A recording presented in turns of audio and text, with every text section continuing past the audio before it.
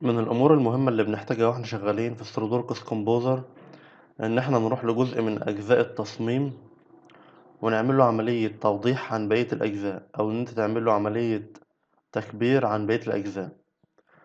الأداة اللي بتساعدنا في كده في السوليدوركس كومبوزر هي أداة الديجر تول.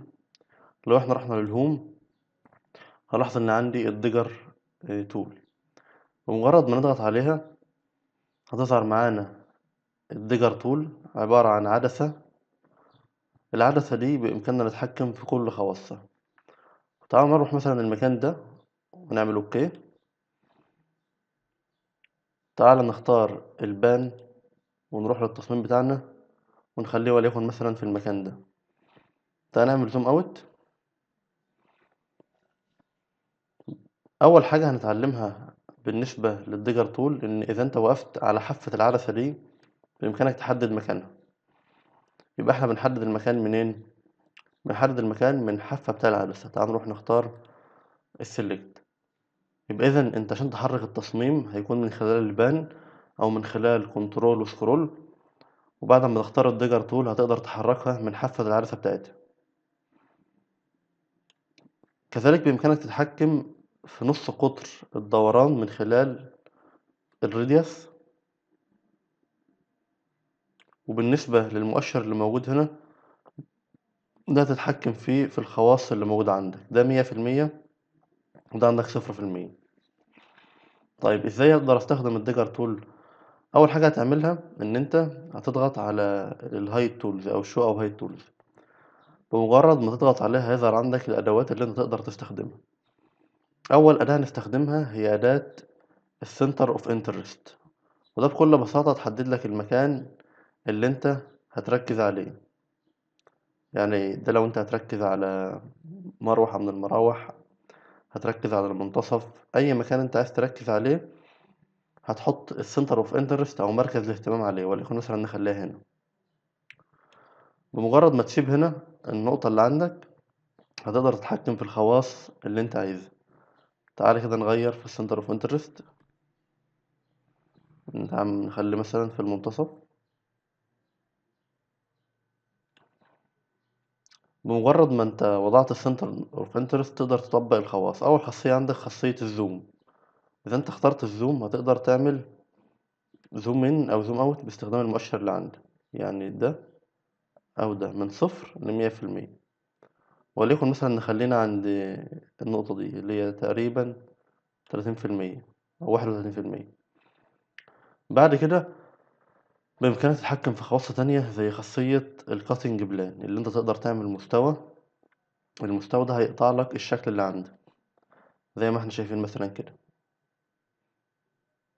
تعمل كاتنج بلان، مستوى قطع للبارت أو للتصميم اللي عندك من 0 برضه ل100%. 0 مش هطلع حاجة، رحت عند 50% قطعلك نص الشكل تقريبا، رحت عند 100% شالك الشكل كله مثلا. بعد كده عندك الإكس راي. بالنسبة للإكس راي أنت بتعمل إخفاء لبعض البارتات اللي موجودة عندك.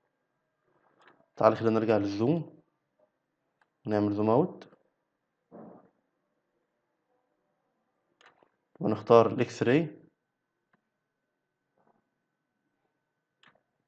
تعال نعمل زوم اوت كمان. تعال في الحالة دي نعمل زوم اوت من التصميم نفسه.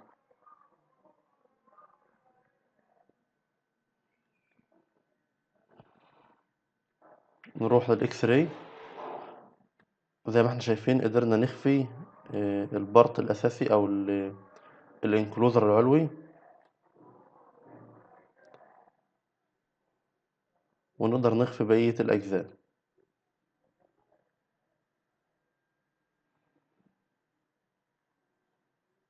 ولكن في حالة الاكس راي هتلاحظ ان البارت اللي تم اخفائه قبل كده ظهر معاك في الحالة دي بلون ابيض، او لون ان هو بدأ يبقى شفاف. بالنسبة للامر يونيون سكين ده امر مشابه للاكس راي، بس في الحالة دي هيحافظ لك على لون البارت حتى لو كان اختفى قبل كده. اما في حالة الاكس راي كان بيديهولك بلون ابيض او لون مايل للشفافية. هتلاحظ ان اي بارت هتحدده هنا اوتوماتيك هيتعلم عليه في التصميم الأساسي. تعالى نختار الزوم، وتعالى نزوم على التصميم نفسه، وتعالى في الحالة دي وليكن نختار الإكس راي ولا اليونيون.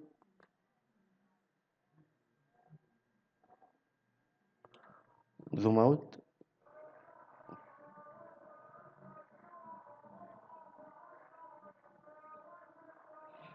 يبقى أنا كده وضحت له إيه الأجزاء الداخلية للمكونات، أو المكونات الأجزاء الداخلية. تعالى نعمل زوم اوت شوية كمان.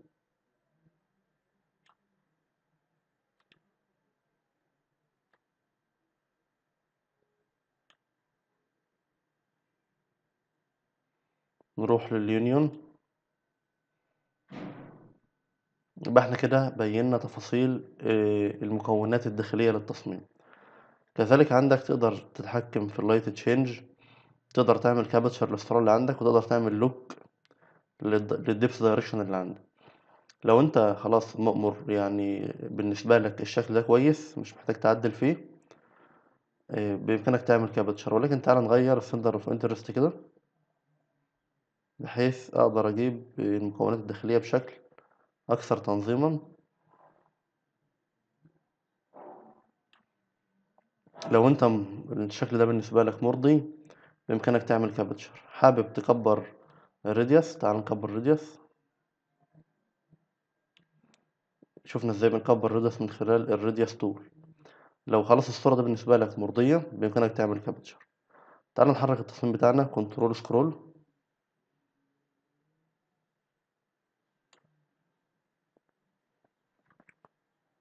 ونقول له كابتشر انتو دي ايمج. اوتوماتيك خلاص هياخد لك الصورة دي كصورة محفوظة في فيو عندك. لو انت حابب تعمل ابديت للفيو او تعمل كريت نيو فيو، بمجرد ما تضغط عليها هتقدر تتحكم في كل خواصها بالشكل اللي اتكلمنا عنه قبل كده. كذلك بإمكانك تتحكم في مكان السنتر اوف انترست، او بإمكانك تتحكم في مكان السهم. نخلي مثلا جاي من هنا او كده، تقدر تتحكم في مكانه. كذلك بإمكانك تتحكم في كلر ايمج زي ما احنا شايفين. شوف اللون المناسب ليك.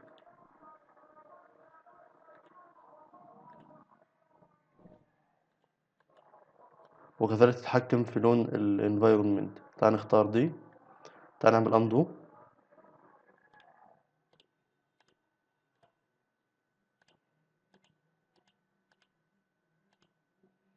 تعال نختار الصورة بتاعتنا، ونختار الكلر بتاعنا وايت.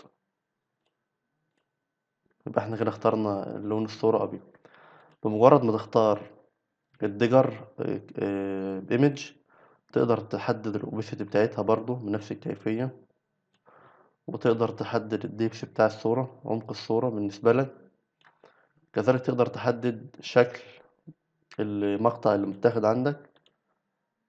يعني في الحالة دي إليبس ممكن تخليه أوتو، أو ممكن تخليه إليبس، وممكن برضو تخليه معين.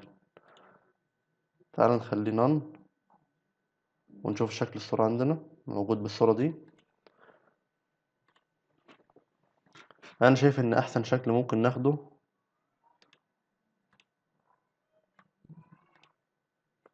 اللي هو شكل الإليبس. ده أحسن شكل ممكن ناخده. وتعالى نروح للأوبسيتي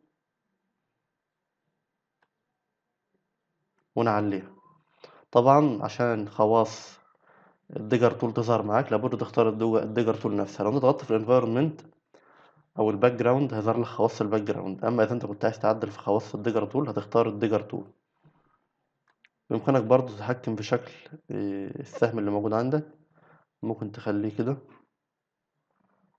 او ممكن تخليه كده. هتلاقي عندك مجموعة متنوعة من الاشكال اللي انت ممكن تختارها. وكذلك بإمكانك تلغيه اساسا، ولكن الغائه مش هيكون مناسب، لان انت بتحدد مكان التكبير اللي انت عملته. وكذلك بإمكانك تتحكم في لون السهم اللي موجود عندك، وهكذا.